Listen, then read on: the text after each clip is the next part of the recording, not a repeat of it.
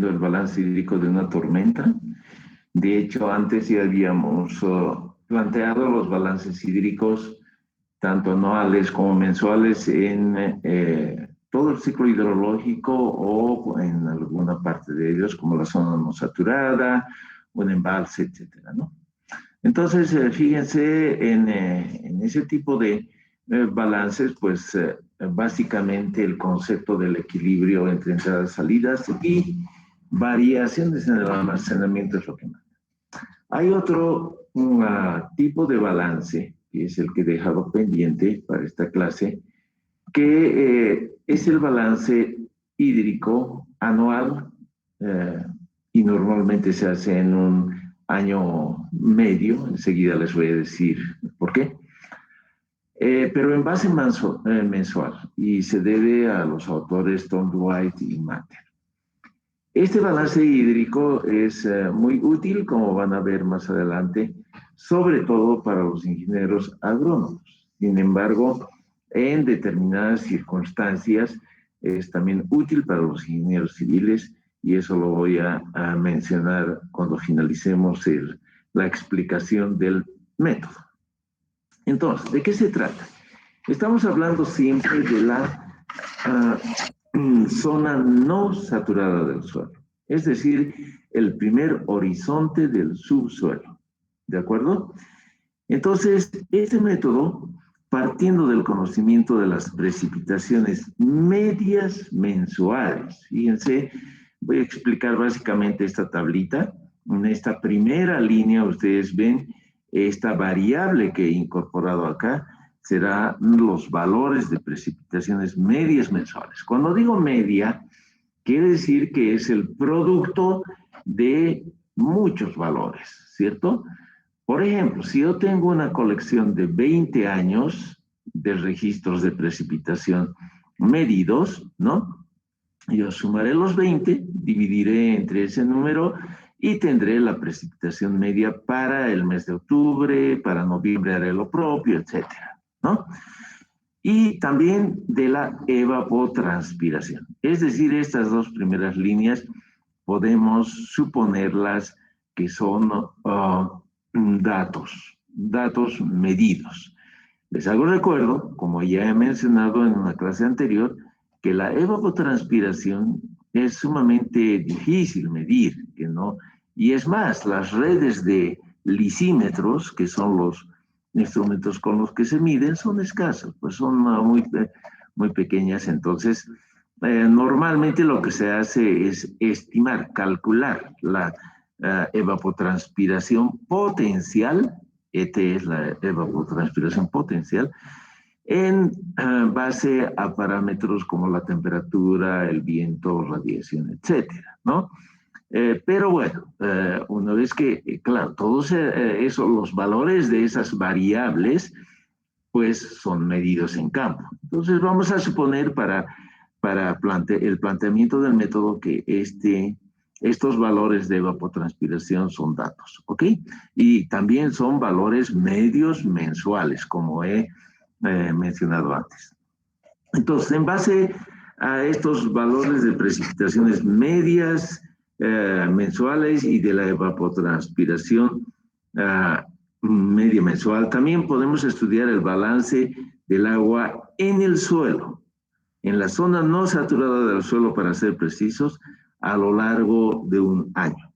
Obviamente es un año medio, ¿no? Porque eso es lo que estamos planteando acá.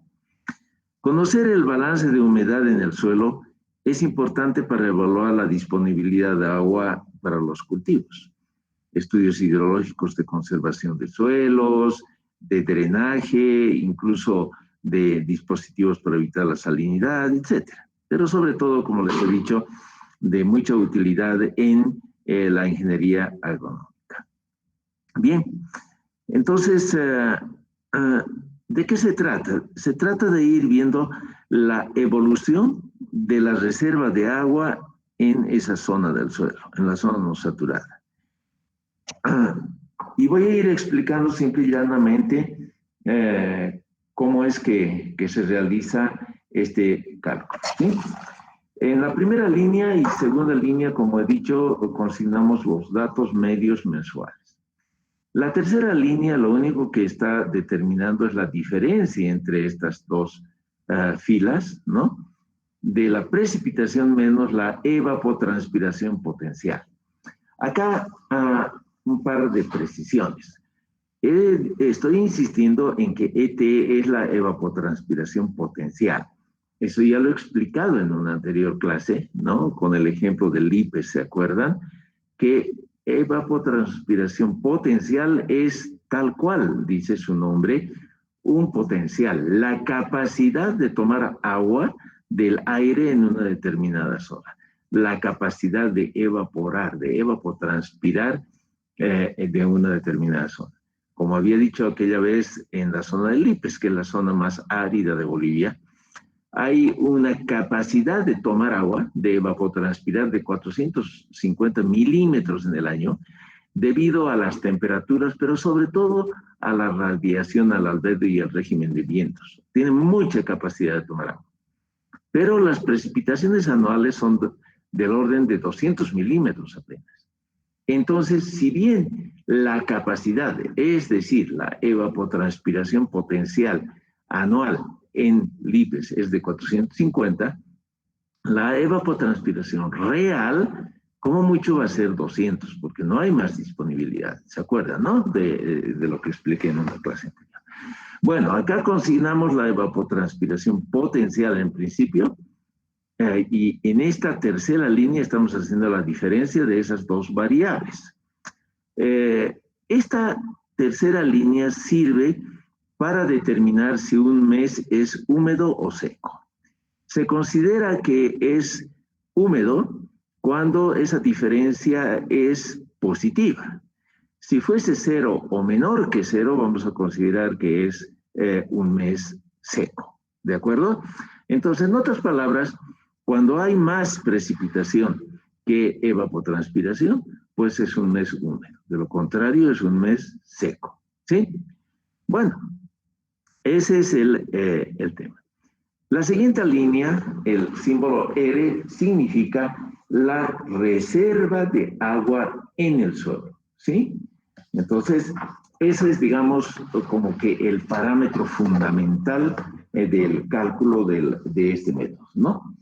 Entonces, diremos que cuando en un mes se produzcan más entradas que salidas, es decir, en los meses húmedos, el agua sobrante pasará a engrosar las reservas del suelo, ¿cierto? Por el contrario, cuando las salidas sean mayores que las entradas, se va a reducir el almacenamiento en la zona no saturada del suelo. Esa es la primera hipótesis. Sin embargo, el suelo pues no es un barril sin fondo, como ya he dicho muchas veces, ¿no? Cuando se alcanza la capacidad de retención del suelo, la capacidad máxima, podemos puntualizar, de poder tomar agua, de poder infiltrar, el agua añadida, que es un agua en exceso, empieza a escurrir superficialmente. Eso ya lo hemos visto, ¿no? Que cuando el suelo está tomando agüita por infiltración, pero ya no quiere más, deja que escurra sobre la superficie. O si es que el agua se ha almacenado en la zona no saturada y ya por gravedad puede ir pasando a la zona saturada del suelo, ¿cierto? Por tanto, debemos exponer el concepto de reserva máxima o cantidad de agua por unidad de superficie que el suelo es capaz de almacenar en superficie. ¿Sí? Con esto, ¿qué quiero decirles? A ver, que siempre todo suelo tiene una capacidad máxima de poder almacenar agua, de poder incrementar esa reserva que estamos consignando en esta línea 4. ¿Sí?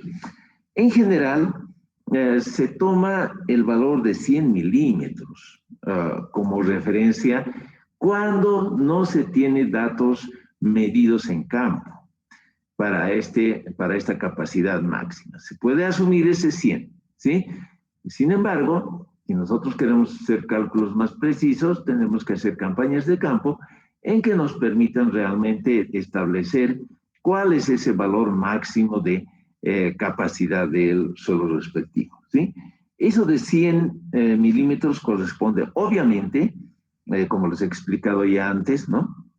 a 100 litros por metro cuadrado, ¿no? Eso es lo que corresponde.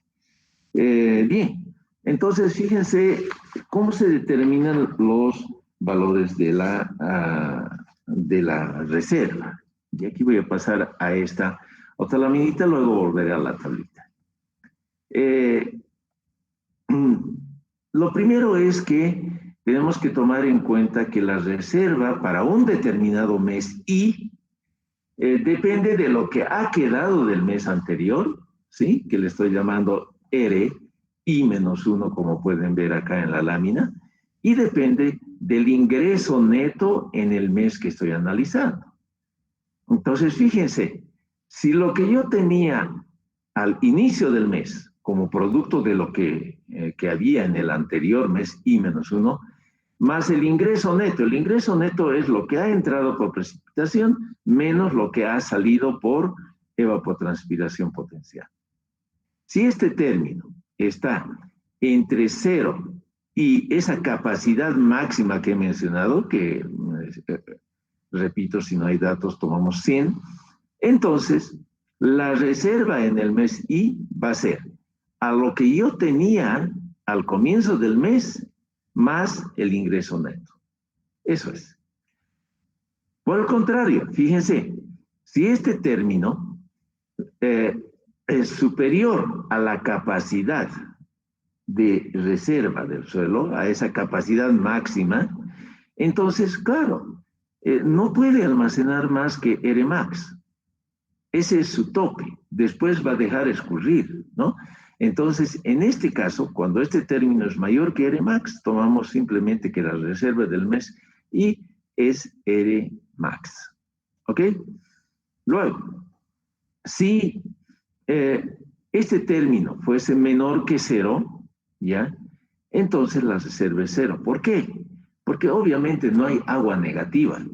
Lo peor que nos puede pasar es que no hay agua, punto. No hay agua, eso es 0. No hay agua menos 20, ¿no? O sea, agua negativa, debo agua, no hay, ¿no? Entonces, esos son los criterios para ir fijando mes a mes la reserva correspondiente, ¿sí? Entonces, la variación, bueno, ese es capaz que vemos un poquitito acá cómo es que se va determinando la reserva, ¿no? Como ven, esto está hecho según el año hidrológico en Bolivia, ¿no? Y acá nosotros vemos que se ha consignado el valor de 28. ¿De dónde sale ese 28? Fíjense, vámonos acá a los criterios. Lo primero que tengo que hacer es calcular este término, ¿no? Lo que yo tenía antes más el ingreso neto. Para el mes de octubre, ¿cuánto será lo que tenía antes? En este caso, y bueno, casi siempre se plantea eso, la reserva para el primer mes del ciclo hidrológico, para el mes anterior al primer mes del ciclo hidrológico, que en nuestro caso sería un septiembre ideal, ¿no? Vamos a tomarlo 0, ¿sí? Y claro, eso tiene sus razones. Se toma 0, salvo que ustedes hagan campañas de medición en campo en los meses de septiembre y tengan datos. Entonces ahí puede que la reserva I-1, en este caso en nuestro término, de eso estoy hablando acá, este RI-1, ¿no? Puede ser diferente de 0. Pero si no hay mediciones, puedo tomar 0. Y eso tiene su fundamento. Acuérdense que el ciclo hidrológico, ¿cómo es? Se parte del mes en que empieza a subir el régimen de lluvias y o escurrimiento, que es octubre en nuestro caso. Acá va a haber bastante agua, hasta marzo, digamos. Marzo empieza a bajar, abril baja, mayo baja más, junio baja más, julio. Se supone que según la estadística de registros en el país, septiembre es el mes con menos agua. Claro, si en todos estos meses no ha llovido y el agua por gravedad ha pasado a la zona saturada del suelo, ¿no? O sea, se ha infiltrado y en varios meses ha ido percolando quiere decir se ha ido profundizando, ¿no? Ha llegado a la zona saturada o ya ha salido por los ríos. Entonces es razonable pensar que en la zona no saturada del suelo, que es donde estamos analizando, pues no hay agua. En septiembre ya no hay agua, ya está sequito, ¿no? Entonces, ese RI-1 para el mes de octubre, que correspondería a un septiembre ideal, como les digo, sería 0. Entonces, ese término, fíjense, aquí, el RI-1 es 0. Lo único que me queda es el ingreso neto. El ingreso neto es la diferencia entre precipitación y evapotranspiración, que era 28. Entonces, este 28 sale de esa manera, ¿cierto? Vayamos al siguiente mes, a noviembre. Aquí, ¿de dónde sale este 77? En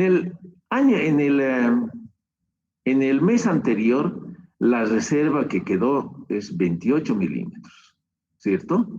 28 milímetros. Más el ingreso neto, 49, eso es 77. ¿Sí? Veamos de dónde. Y por cierto, en nuestra tablita de criterios, en nuestra lámina de criterios, estaríamos en este caso 1, ¿cierto? Para octubre y noviembre. Ahora, voy a ir atrás, ¿no? Aquí hay un 100. Fíjense de por qué es 100. Aquí yo tengo 77 del mes de noviembre, más 94, ¿sí? ¿Eso de qué da? 13, 173, ¿no? 173. Es mayor que 100, que el R max que estamos asumiendo. Entonces, en nuestros criterios, fíjense, estamos en el segundo criterio. Lo que yo tengo, todo este término supera el 100, pero hemos dicho, el suelo solo puede tomar, solo puede retener 100 milímetros.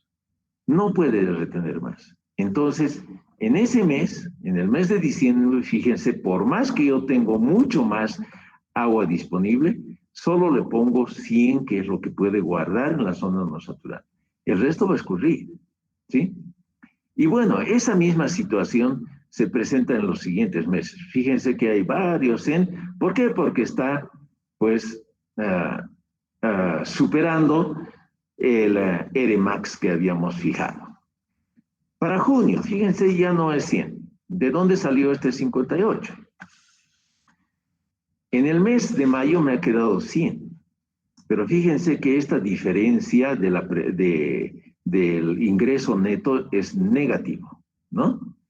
Entonces, eso, digamos, es 100 menos 42. O si quieren, 100 que sería el RI menos 1, más menos 42. Eso da 58. ¿Sí? Entonces, la reserva en el mes de junio queda 58.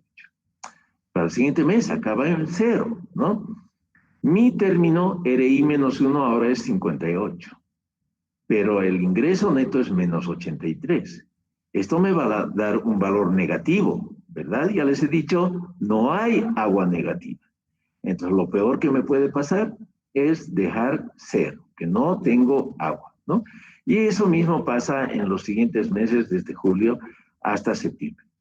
Entonces, fíjense que he explicado que cómo se consigna el valor respectivo en los 3 casos de los criterios que he mencionado antes, ¿no? Cuando la reserva más el ingreso neto está entre estos límites, cuando lo supera, cuando está por debajo de 0. ¿Ok? Bueno, espero que haya quedado claro eso, porque ese es el paso clave. Ya todo lo demás es muy sencillo. En la siguiente línea, esto BR quiere decir la variación de la reserva. Y no es nada más que, aquí en la laminita creo que he puesto, es la diferencia entre la reserva de 2 meses consecutivos. ¿Ok? Eso es. Nada más hacer esa restita y tenemos, obviamente que aquí, acuérdense que sale 0, ¿no? Este sería 77 menos 28, 100 menos 77, etcétera, ¿no? Listo. Siguiente línea. En la siguiente línea está la evapotranspiración real, que como he dicho antes, es el volumen de agua que realmente se evapotranspira en el mes, dependiendo de que haya suficiente agua disponible para evaporar y así llegar a la evapotranspiración potencial o de referencia o no, ¿no? Es decir, si hay agua, suficiente agua disponible, va a igualar la evapotranspiración potencial, ¿sí? Pero si no hay agua disponible, no va a poder superar. Entonces, en ese caso, aquí ponemos, fíjense, si la precipitación es mayor que la evapotranspiración potencial, aquí está faltando una T, evidentemente, mejor que le pongamos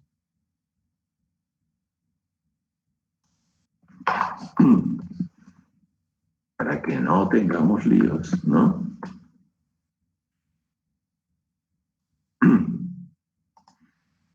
Entonces, si es un mes húmedo, en otras palabras, ¿no? Si la precipitación es mayor que la evapotranspiración, e incluso igual, entonces la evapotranspiración real va a ser igual a la potencial, porque hay suficiente agua para evaporar. Por el contrario, si no hay suficiente agua para evaporar, la evapotranspiración real del mes I va a ser la precipitación que habíamos obtenido en esa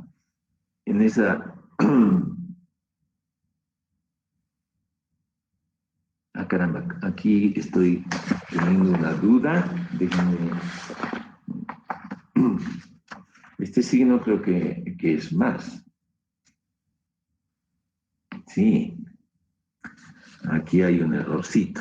No vaya a ser que, por favor, esto tómenlo en cuenta. Este es más. Sí. Ahí está. Entonces va a ser la precipitación más el valor absoluto de la variación de la reserva. ¿Sí? Esos son los criterios para ir determinando la evapotranspiración acá. Entonces, fíjense, en este caso, ¿qué estamos diciendo? Que en este mes hay más agua que la que se puede evaporar. Entonces, va a alcanzar el monto de la evapotranspiración potencial, ¿cierto? Acá, fíjense, es el mismo valor. En el mes de noviembre lo propio, ¿sí? A ver, voy a ir a un mes, por ejemplo, a este valor de 78. ¿De dónde? Ay, caramba. ¿De dónde sale ese 78? Ese 78, fíjense, sale de 36 más el valor absoluto de 42. Porque fíjense acá, tengo 36 de precipitación más el valor absoluto de la variación de la reserva. ¿Sí? Entonces, eso da 78. Lo propio en el caso del mes de julio será la precipitación 8 más el valor absoluto del menos 58, ¿no? 66. Entonces, eso es. Así se calcula la variación de la reserva mes a mes. Perdón, la evapotranspiración mes a mes. Bien, estas dos últimas líneas son las que nos interesan porque son los resultados, ¿no? Acá me está faltando un valorcito. No, esto está como imagen. Qué pena. Pero este último valor es también 0. ¿Ya?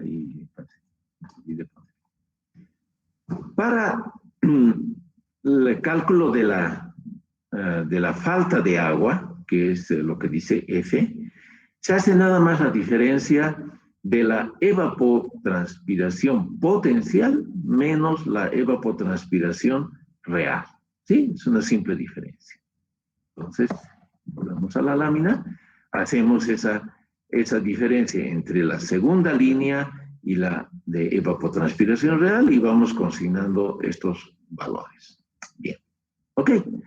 Esa falta de agua es la que el valor, todo esto que estamos hablando, como he dicho ya muchas veces y te lo reitero ahora, está en milímetros de agua, ¿no? Es decir, en lámina de agua, que se supone está distribuida sobre la superficie de la cuenca.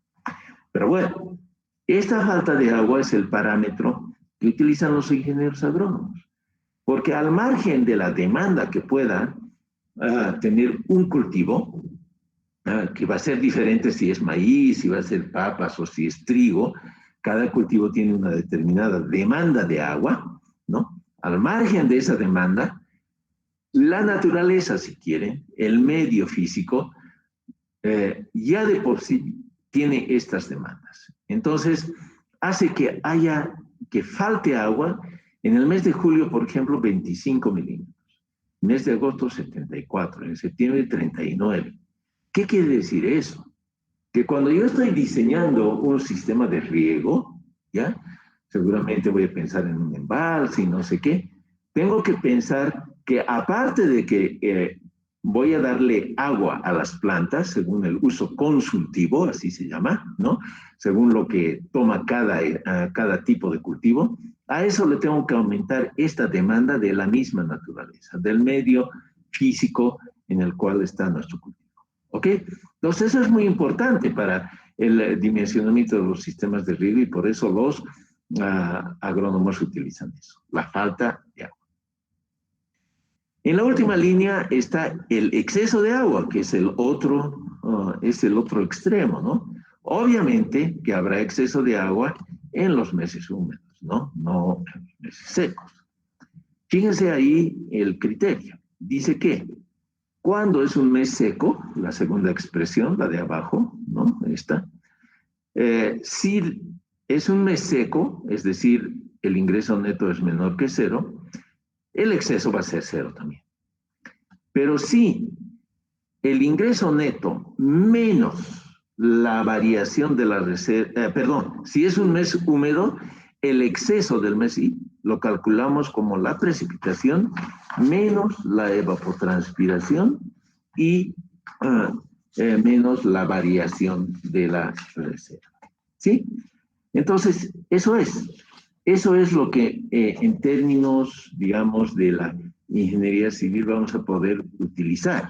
Y vuelvo a la tablita. Entonces, utilizando esos criterios, pues vemos que en estos meses, digamos, después del estío, no sobra agua. Pero desde diciembre ya sí, sobra agua. Estas son láminas de escurrimiento superficial, básicamente, ¿no?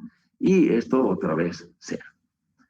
Pero bien, entonces, dicho el método, cómo se calcula, como ven, son aplicar ese par de criterios que les he comentado y después sumas y restas, nada más.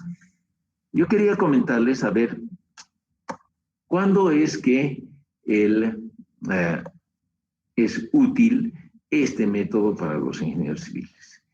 Este método puede ser útil cuando tenemos, a ver, voy a salirme y aquí estaba tratando de hacer un dibujito. Yo les voy a hacer recuerdo lo siguiente, algo que ya he mencionado en clases anteriores, ¿no? Voy a decir, yo tengo esta carretera. Digamos que tengo esta carreterita, así, ¿ya?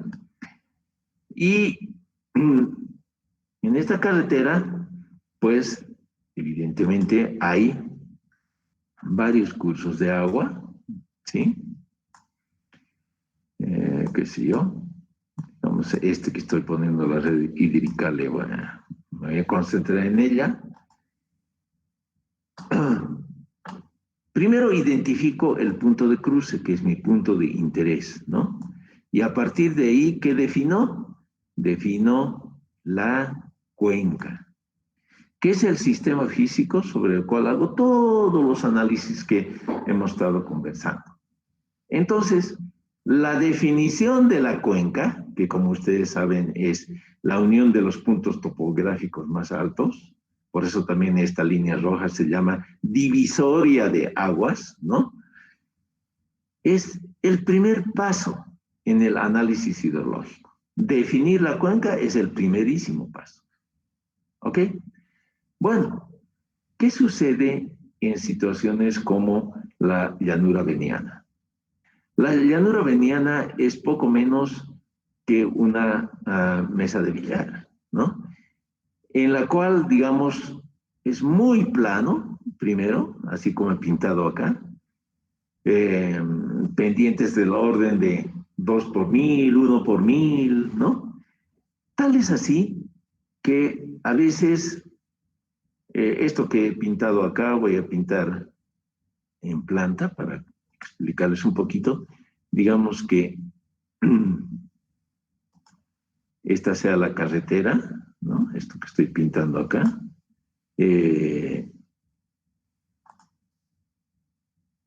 Así se vería. No sé, pues acá, no sé si hay línea punteada, no, no hay, eso hay en otros utilitarios. Ya voy a, el pie de talud, voy a pintarlo a casito, así, ¿no? Que se vea el pie de talud. Está en planta, les repito. Entonces sería así. ¿Ya? Bueno, tan plano es el asunto que si es que ha llovido, digamos, a este lado de la carretera, al norte en mi lámina, digamos aquí ha llovido, ¿sí? El flujo puede ser así, en ese sentido, ¿sí? Porque aquí de este lado se va a crear un mayor tirante de agua y por lo tanto va a hacer que el agua escurra en ese sentido. Si por el contrario ha llovido en este lado ha llovido, ¿ya? Entonces, puede ser, voy a pintar con un celeste más claro, que el flujo sea en sentido contrario, ¿sí? Así es la situación allá en Beni, en la llanura veniana. Y un poco es esto lo que les muestro. Entonces ahí, la primera gran dificultad que hay es poder definir la cuenca. ¿Por qué he pintado estos árboles acá? Para decirles que, pues, a este terreno que es tan plano, es decir, ustedes se acuerdan cómo se define esta divisoria de aguas, ¿no? En la topografía, y aquí voy a dibujar como les he hecho el dibujito, así era nuestro dibujito, acá digamos el río y aquí. Y hemos dicho, buscamos estos puntos más altos, ¿no? Esos puntos, digamos, van a ser ¿no? Y así voy buscando todos los puntos más altos, los uno, y esa es la divisoria de aguas. Claro, aquí en el occidente del país es muy fácil encontrar estos puntos. Acá, en la llanura, no sabes cuál es el punto más alto, ni cuál es el más bajo, ¿no? Además que todo esto se hace sobre cartografía, sobre imágenes de satélites, sobre fotografía aérea, ¿no? Entonces, peor. Complicación. En la llanura veniana, aparte de que es plana, pues hay vegetación altísima. Como les decía, el pastito no es pues de 10 centímetros o 5 centímetros, son metros. Entonces, bajo esa cobertura, todavía es más difícil reconocer la topografía y definir este contorno. En esos casos, cuando no se puede definir ni siquiera la cuenca, se puede utilizar esta metodología de balance hídrico de Tronco-Antimatter para estimar la lámina máxima de inundación. Esto que he pintado acá y que lo voy a remarcar aquí con rojito, ¿no? Esta laminita que está aquí, eso, ¿no? ¿Sería qué cosa? Sería el exceso de agua. El exceso de agua. Y eso es lo que necesitamos determinar, porque este terraplén que yo he puesto acá, que sería la carretera, ¿no? Esta altura que estoy marcando va a depender del nivel máximo de aguas que yo obtenga en la llanura. Por supuesto que el drenaje que seguramente estará acá, lo voy a pintar así, ya, ojalá que el pulso me dé. Uy, ya me he choqueado, pero no importa. ustedes me entienden que esto es el drenaje, ¿no? El tamaño de ese drenaje también va a depender de esta lámina máxima de agua. ¿Qué ha sido esa lámina? Es el exceso de agua, ¿sí? Entonces, yo puedo utilizar cuando no tengo otra posibilidad, cuando no tengo registros, ¿no? Porque claro, si tengo registros históricos, es decir, colección de datos durante 20 años o lo que sea, de las láminas de inundación en la llanura, bueno, con eso yo puedo hacer una proyección probabilística y trabajo con eso. Pero si no tengo ese tipo de registros, puedo acudir a este método. Bien, entonces, dicho eso, aquí les va la pregunta. Voy a volver primero, ay caramba, a la tablita, ¿no? A la tablita chiquita, esa tablita. Entonces, estamos hablando, jóvenes, de esta última línea que nos serviría para ese diseño. Y ahora voy a contar. Aquí los distinguidos 50 participantes. Así, entonces, don José Luis Colque, supongo que es Zapato Zamora. Buen día. Hola, don José Luis, abra su micrófono, por favor.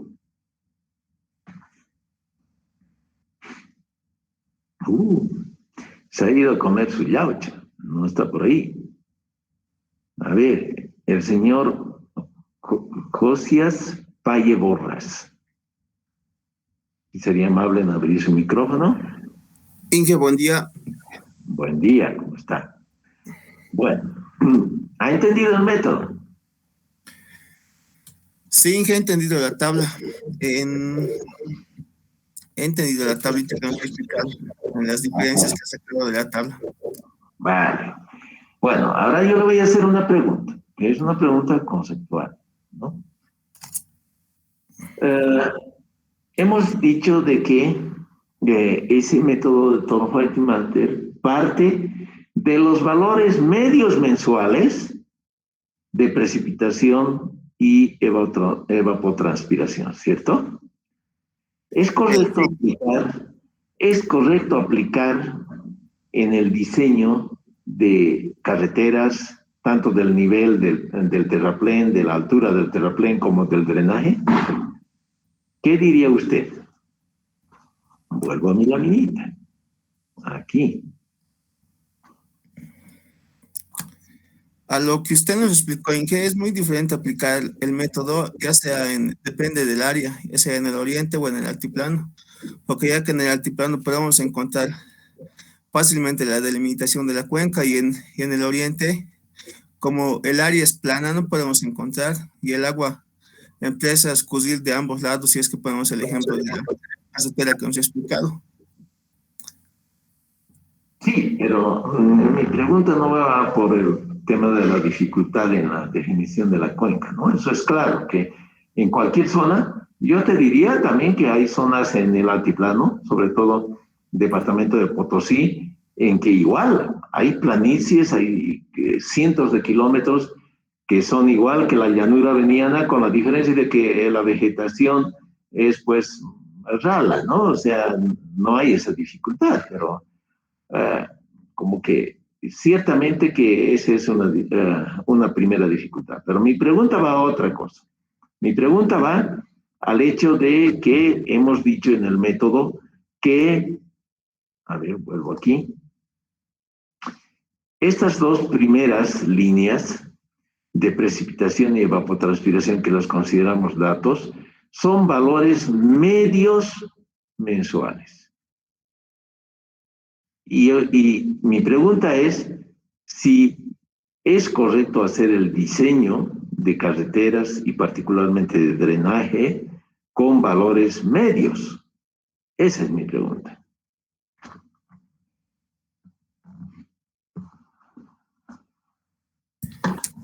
Inges, yo creo que desde mi punto de vista, sí se puede tomar esos datos, pero como son mensuales, tendríamos que tomar, digamos, de más de más tiempo también podríamos tomar esos datos mensual o medios. O sea, ahorita estamos tomando los datos aproximadamente de un año.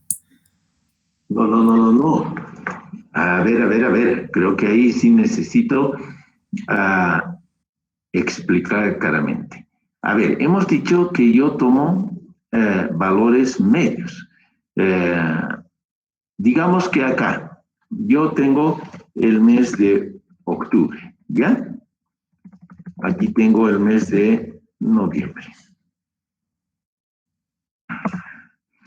Pero este es, digamos, el valor que yo he medido en el primer año, ¿sí? P, octubre del primer año, así le voy a llamar, ¿ya? Y aquí le voy a separar un poco. Acá tengo otro valor, P de noviembre del primer año. Primer año puede ser 1970, cualquier año, ¿no? El siguiente año, he medido otro valor, en octubre, que le voy a llamar 2. Y acá sería P de noviembre del año 2. Y así siguiendo. Tengo P de octubre del año N, ¿ya? Y aquí tengo P de noviembre del año N. Entonces, ¿qué hago para obtener el valor que voy a poner en mi tablita? Digamos que N sea 30 años, ¿ya? Aquí voy a poner N igual 30 años, por decir algo. ¿Ya? Ok. Entonces yo sumo esos 30 valores de 1 hasta N, ¿no? Y divido entre 30, y ese valor es el valor medio para octubre, ¿sí?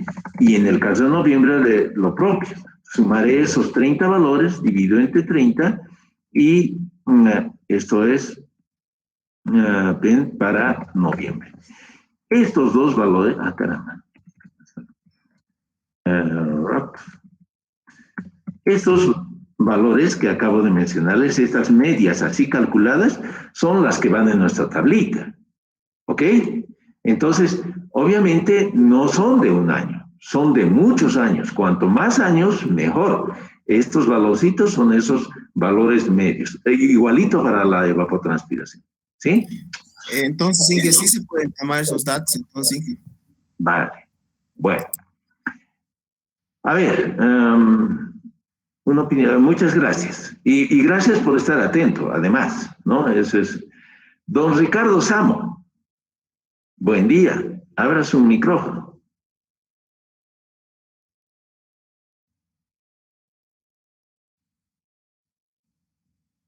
Otro que se ha ido a comer su laucha. Señorita Vania Cecilia Nina.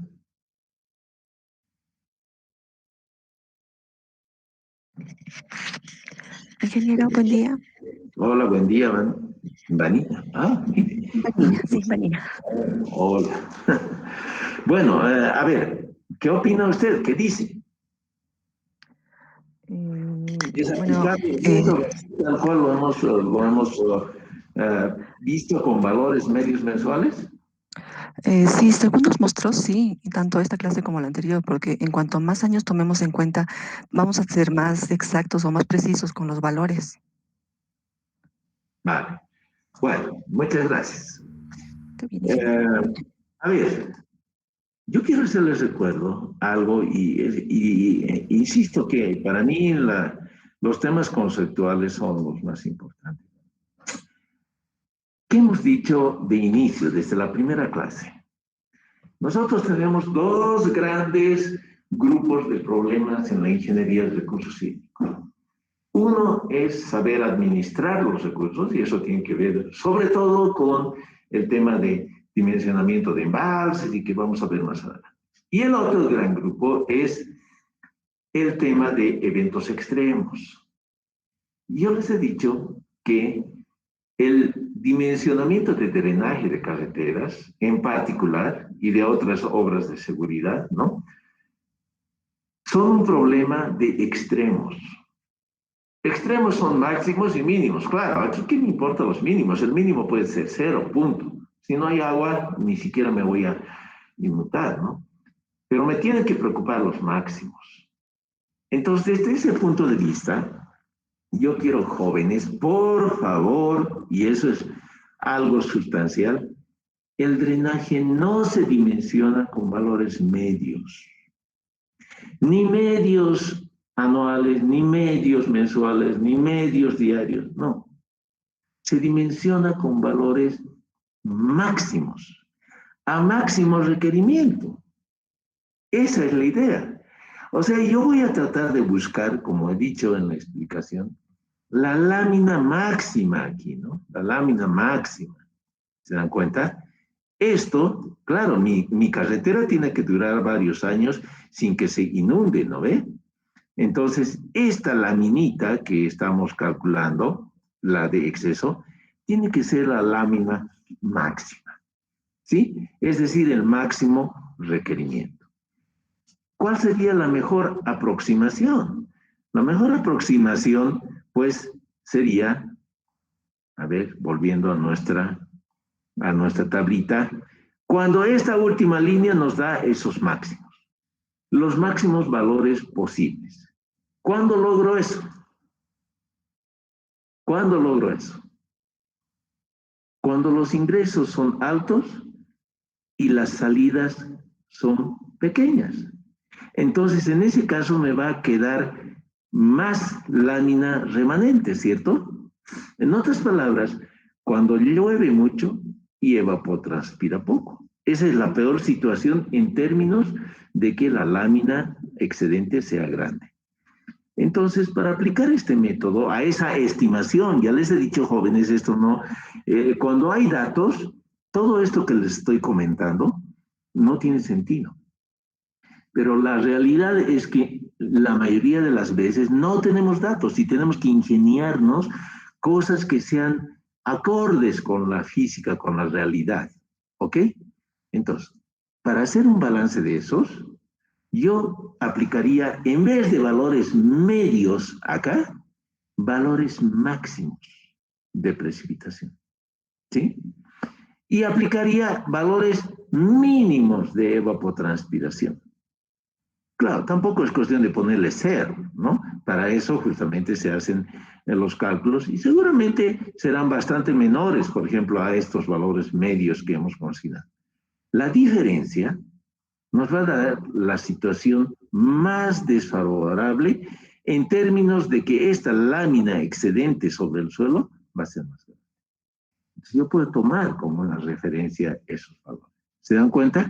Pero estoy yendo a una situación que conceptualmente, y eso es lo que quiero que no se olviden, jóvenes, los diseños siempre se hacen con las peores situaciones. Yo tengo que cubrirme en el diseño de las peores situaciones que se puedan presentar, que puedan demandar a mi drenaje de la carretera al nivel de la rasante de mi carretera. ¿Ok? Entonces, es eso. Bien, no es nada del otro mundo, pero solamente quería un poquito hacerles caer en cuenta que esos conceptos que parecen a veces superfluos, ¿no? Se aplican de esa manera en la práctica. ¿Ok? Vale, entonces, el diseño de drenaje de carreteras había sido eventos máximos. Bueno, y con eso concluyo el tema de los balances, jóvenes. Ya les he dicho que pues esto es muy importante, sumamente sencillo, como han podido ver. Son criterios absolutamente básicos que se utilizan, pero muy útiles para poder cuantificar la disponibilidad de agua en el espacio y en el tiempo, ¿no? Bien, si no hay preguntas, voy a continuar desarrollando un tema que es súper importante. Voy a cerrar este archivito. Doctor, Hola. una pregunta. He estado teniendo una confusión. ¿Cuál es la diferencia entre evapotranspiración real y potencial? La principal diferencia. A ver, sí, lo vuelvo a explicar. Eso lo expliqué ya en una clase anterior cuando hablamos incluso del ciclo hidrológico, ¿no? ¿Se acuerda del ejemplo del estudiante que va a jugar fútbol? Eso es algo que vale para el suelo, vale para el aire, vale para todo. Yo voy a suponer que voy a jugar fútbol. Pucha, en vez de jugar 90 minutos, le he metido 120 minutos, me he entusiasmado, pucha, estoy con mi lengua a medio metro fuera. Claro, estoy muerto de sed, en otras palabras, y yo tengo una capacidad tremenda de tomar agua. Voy a decir, por decir algo, que soy capaz de tomarme 2 litreras de agua. ¿Sí? Ok. Entonces, voy, busco mi platita. La verdad que no tengo idea cuánto cuesta una litrera, pero vamos a decir que cuesta 10 bolivianos. ¿Ya? Busco y tengo 8 bolivianos. Oye, no me alcanza ni siquiera para una botellita. Me pido prestado 2 bolivianitos de mi compañero. Ya tengo para una litrera. Compro una litrera. Mi pregunta es, ¿cuánto toma en realidad? A pesar de que es capaz de tomarse 2 litreras, el estudiante, como no tiene acceso a más agua, solo toma una litrera. Listo. Lipes. Lipes, como les he comentado, zona sudoccidental de Bolivia, la zona más árida. Precipitación media anual, 450 milímetros. Evapotranspiración, 200 milímetros, solo 200 milímetros. Y eso menos, incluso en ciertas zonas. Capacidad de evaporar, es decir, evapotranspiración potencial, 450 milímetros. La evapotranspiración potencial, como he explicado antes, depende de factores climáticos como la temperatura, la radiación, el viento, el albedo, etc. En esa zona, todas esas variables son muy propicias para que se produzca la evapotranspiración. Por eso es que hay esa capacidad de tomar agua de parte del aire de 450 milímetros en el aire. Pero claro, es lo mismo que el estudiante. Las 2 litreras que decíamos son los 450 milímetros. Pero la zona tiene solo una litrera, que son 200 milímetros de lluvia. ¿Cuánto evapotranspira en realidad? Solo 200. Esa es la evapotranspiración real. Esa es la diferencia. La evapotranspiración potencial es una capacidad ¿sí?, de poder tomar agua de parte del aire. ¿Sí? En cambio, la real es lo que realmente evapotranspira. ¿Quedó claro? Sí, ingeniero, pero entonces en el cuadro que nos estaba mostrando hace rato, ¿por qué se hace la diferencia entre precipitación y la precipitación, diré la evapotranspiración potencial y no real? No, justamente porque, a ver, ¿cómo le puedo explicar? Imagínese un balde o un recipiente de agua, ¿sí? Lo pone usted a la intemperie, al sol. Ese aire que está sediento tiene una capacidad de tomarse el agua de ese reservorio, de esa batea, de ese balde. Entonces, lo que realmente toma va a depender de cuán seco estaba el aire. Imagínese que antes de que haga usted su experimento, llovió. El aire está húmedo, no tiene ganas de tomar agua. Entonces va a tomar menos agua, por más que en el balde haya suficiente agua. ¿Sí? Entonces no es que comparamos, digamos, lo real vamos a saber justamente de esa interacción de la capacidad del medio con la disponibilidad. Lo mismito que estoy hablando se aplica al tema de infiltración. En este caso ya no es el aire, es el suelo, ¿no? Ya les he explicado. El suelo cuando está seco tiene mucha sed. Entonces, claro, si yo le echo un balde de agua, se lo va a tomar rapidito. Si ese mismo suelo ya estaba húmedo porque llovió antes, va a tomar un poquitito y después va a dejar escurrir. El resultado es el escurrimiento en un caso, el resultado en el otro caso de esa interacción es la evapotranspiración real. ¿Sí? ¿Ok?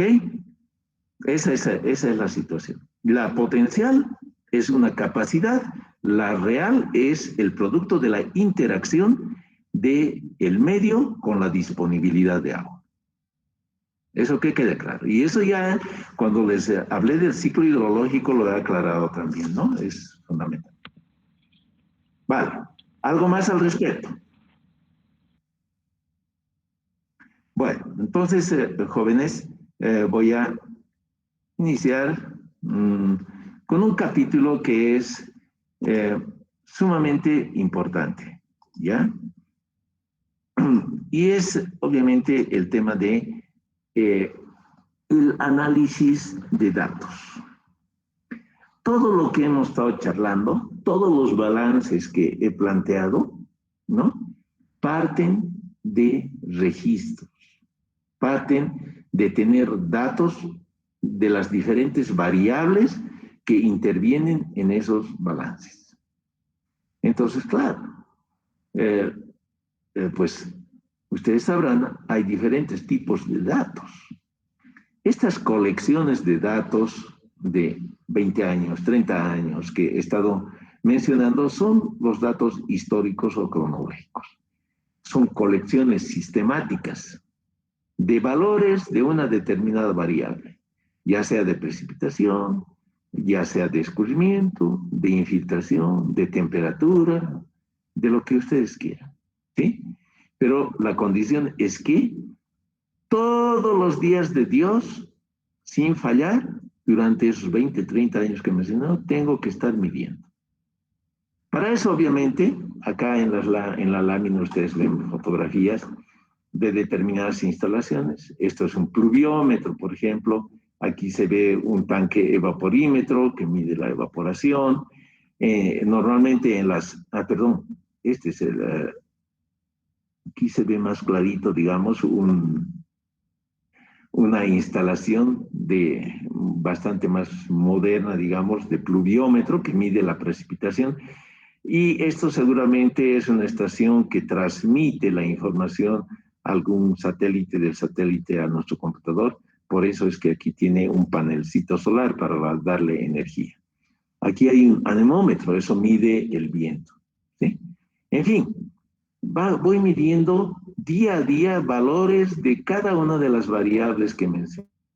Voy haciendo esas colecciones. Esos son los datos históricos o cronológicos. Pero no son los únicos que existen. Hay también los datos de campo a tiempo presente. Por ejemplo, el tipo de suelo, el tipo de cobertura vegetal que tenemos en una determinada cuenca, o el mismo tamaño de la cuenca. Es una variable que yo necesito para los cálculos, pero no necesito medir todos los días. Yo cuando necesito medir eso sobre la cartografía o en su caso haré alguna experimentación en campo y tengo los valores que necesito. Normalmente todos aquellos parámetros geomorfológicos, déjenme un segundito, se puede cortar.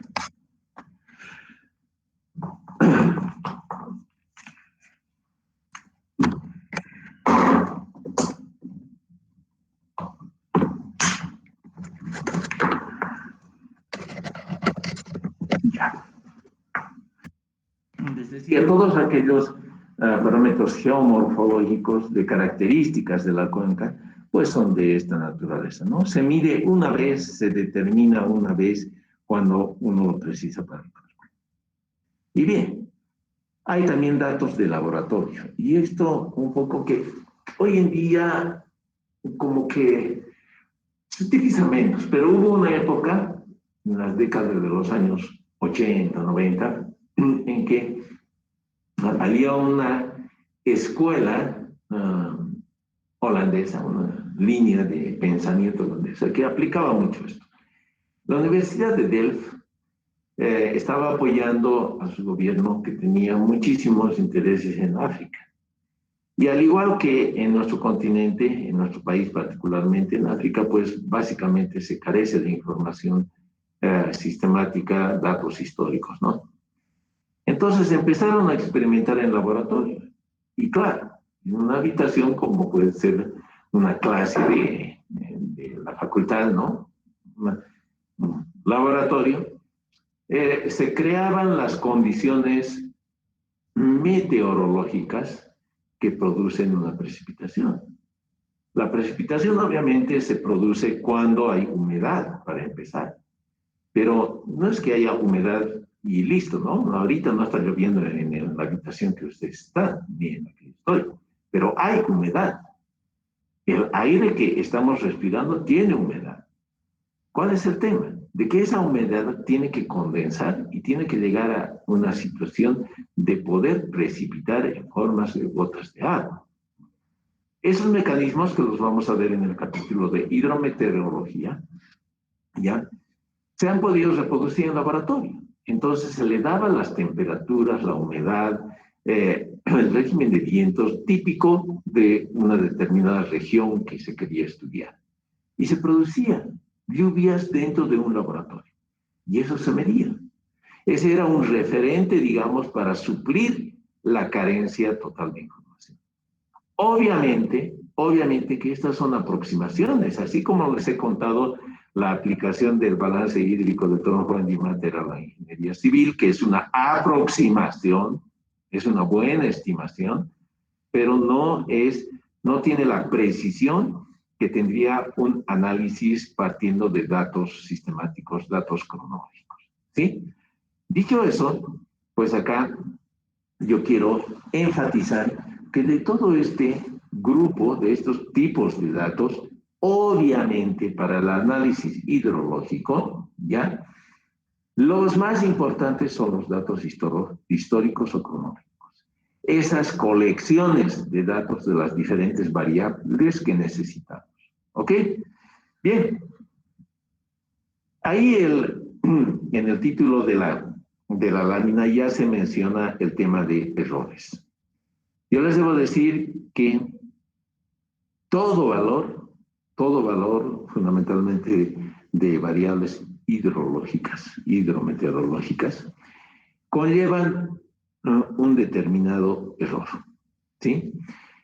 ¿Por qué? Porque pues hay muchos factores que influyen. Por ejemplo, hay factores en la medición, ¿no?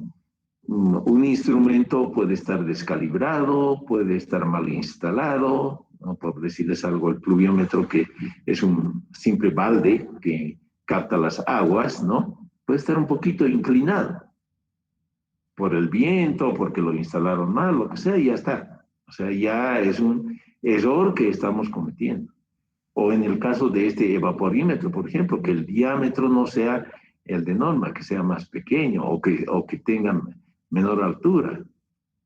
En fin, hay una serie de factores que pueden incidir en errores que cometemos en la medida. También hay errores en la transmisión, hay errores en el análisis mismo, en el procesamiento de la información. Entonces, claro, todo dato histórico, cronológico, está sujeto a errores. ¿Cuál es la idea?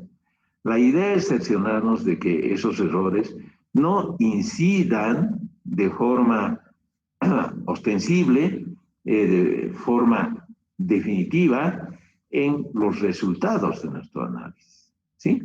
Eso es. Bien. Existen dos grandes clases de errores, como dice la lámina, ¿no? Los errores aleatorios y los errores sistemáticos.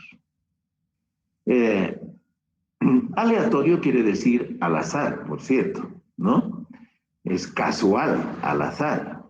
Entonces, esos errores, como pueden ver acá, en el grafiquito de la izquierda, si este es el valor verdadero, y yo he medido estos, ¿no? Con diferentes errores, ustedes pueden ver que unos podrían ser positivos, otros negativos, etc. ¿Sí? Capaz que les hago un dibujito, a veces ayuda.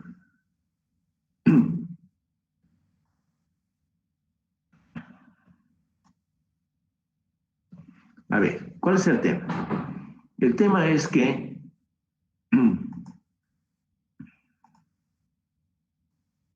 yo voy a decir que mi valor verdadero es este que voy a pintar con rojo, que está sobre esa línea que he puesto. Ok, ese debería ser el valor. Pero ocurre que, digamos que sea un valor de precipitación. El valor de precipitación lo mido en un instrumento que ya les he dicho es una especie de balde, digamos que este es el pluviómetro, que en planta se vería así.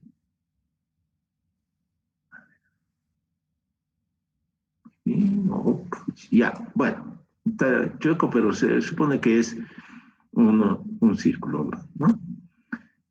Si este círculo, por ejemplo, en vez de ser ese, yo he medido en una cosita así, mucho más pequeña, o sea, de menos sección, o este está abollado, está deteriorado, siempre voy a prender menos agua de la que debería. ¿Está claro? Entonces, ese es un error que va a tener siempre signo positivo. Ah, caramba. Signo positivo. Oh, perdón, negativo más bien, ¿no? Negativo. Negativo.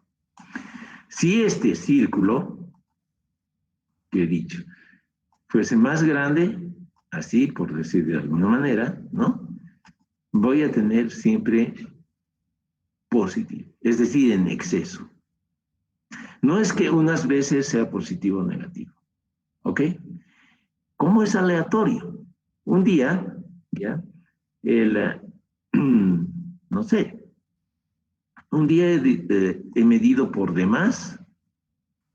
¿Por qué? Porque he leído mal, simple y llanamente, ¿no? A ver, aquí, un día he leído más, otro día he leído por de menos. 2 días he leído por de más, no sé, otros 2 días por de menos. Acá hubo otro por de más, aquí otro por de menos.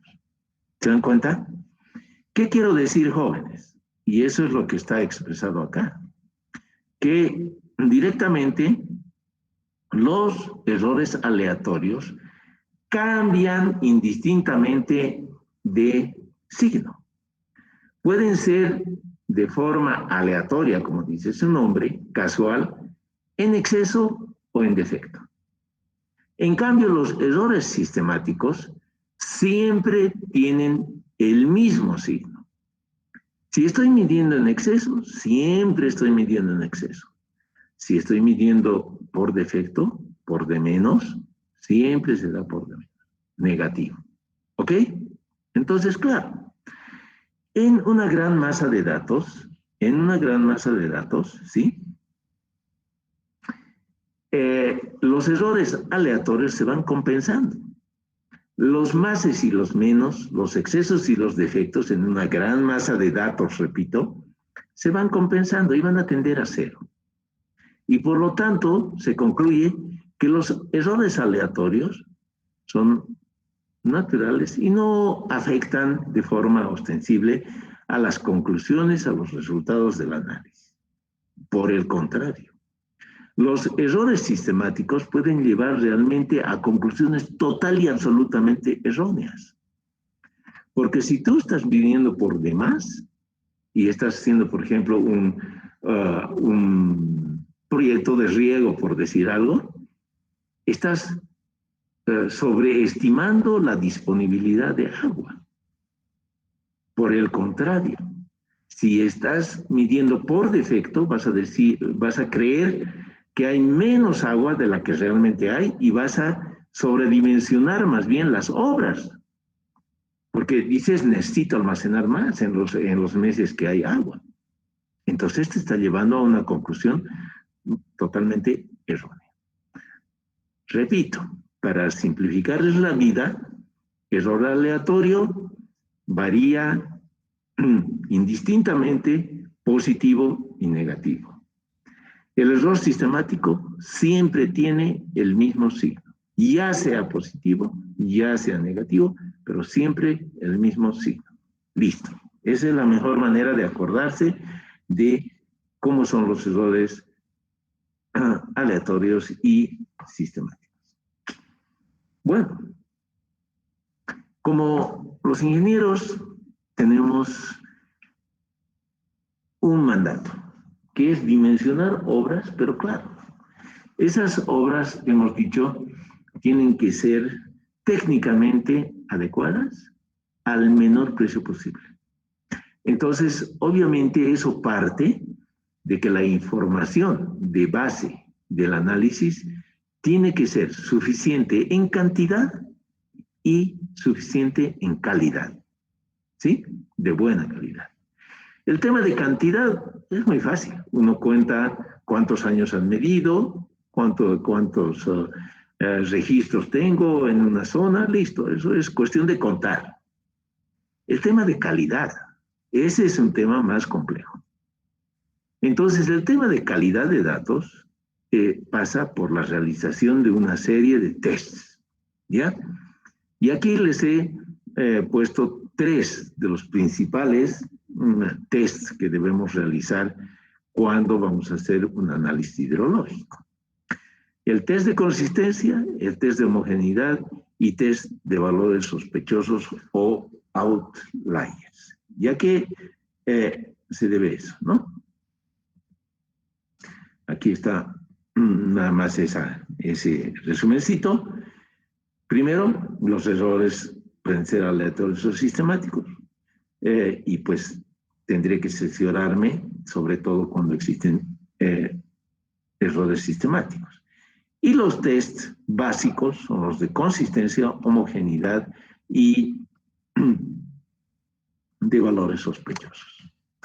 Bueno, voy a ir a explicarles un poquito y en la próxima clase vamos a entrar ya al detalle. ¿De qué se trata? Se trata de que este test de consistencia, el test de consistencia está dedicado a la verificación de que un registro, o más bien una colección de datos, es decir, me estoy refiriendo a estos datos históricos o cronológicos, ¿no? ¿Tienen o no tienen errores sistemáticos? ¿Sí? Entonces, repito, el test de consistencia sirve para detectar si una colección de datos históricos o cronológicos tienen errores sistemáticos o no, y eventualmente corregirlos. ¿De acuerdo? El test de homogeneidad. El test de homogeneidad tiene otra connotación totalmente diferente.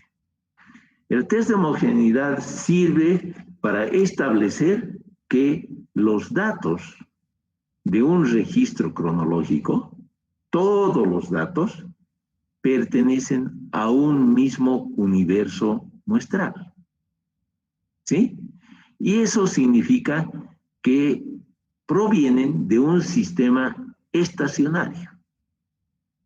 Un sistema estacionario es aquel que no varía en el tiempo. Un sistema estacionario es invariante en el tiempo. Por el contrario, un sistema inestacionario variará en el tiempo. Los sistemas estacionarios producen datos homogéneos, en contrario de los sistemas inestacionarios que proveen datos no homogéneos. ¿Por qué es importante esto?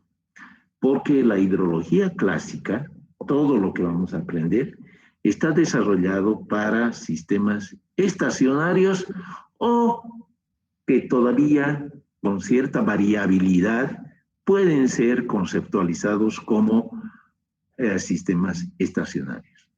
Claro, pueden ser hasta cuándo, hasta dónde, hasta qué límite, ese es un tema que no puede ser una definición subjetiva, sino tenemos que tener mecanismos objetivos para decir si es un sistema que puede ser considerado todavía estacionario o no. Y eso lo vamos a aprender con un test de homogeneidad. ¿Ok? Y finalmente, es el test de valores sospechosos, para ponérselos fácil, pues se refiere a aquellos valores que se disparan, ¿sí? Eso es, a ver, en esta misma línea, yo todos estos puntitos que voy a poner, ¿ya? Digamos, estos que estoy poniendo son valores, mejor hago con otro más, para que se vea más, ¿no? Entonces aquí, fíjense, en todos estos puntos que estoy poniendo son valores. Esta línea que represente un valor medio, ¿ok? Entonces, fíjense aquí, todos estas trazas son datos, unos al lado de otros, qué sé yo, ¿no? Aquí, sí. Todos esos son datos. Y aquí voy a poner uno que se dispara. Este es rojito. ¿Sí? Claro. Bueno, creo que lo he hecho muy lejos. Olvídense de ese. Pero demasiado disparado, ¿no? Digamos que ese sea. Este, que he puesto ahora así con rojo un poco grande, lo estoy poniendo para que se note, ¿no? Entonces, este en relación a todas las otras mediciones está disparado, ¿no? Fíjense, respecto de la media hay una gran desviación estándar. Entonces yo dudo, ¿este valor será real o es producto de un error en la medición? ¿Por qué es importante? Porque si yo tomo en cuenta este valor en el análisis estadístico y probabilístico, voy a tener un resultado. Si lo saco, siendo así tan importante este valor, tan grande en este caso, ¿no? Va a redundar sobre el resultado. Entonces tengo que definir de entradita si este es posible o no es posible. Eso es un test de outliers, ¿sí? Cerciorarse si corresponde a la realidad o por el contrario es un error, ¿no? Bueno, en la próxima clase vamos a hablar de estos tres tests y de algunos otros, como son los test de tendencia de medias, tendencia de varianza y esas cositas que vienen de la estadística. Dejo ahí, termino por acá, a menos que haya preguntas.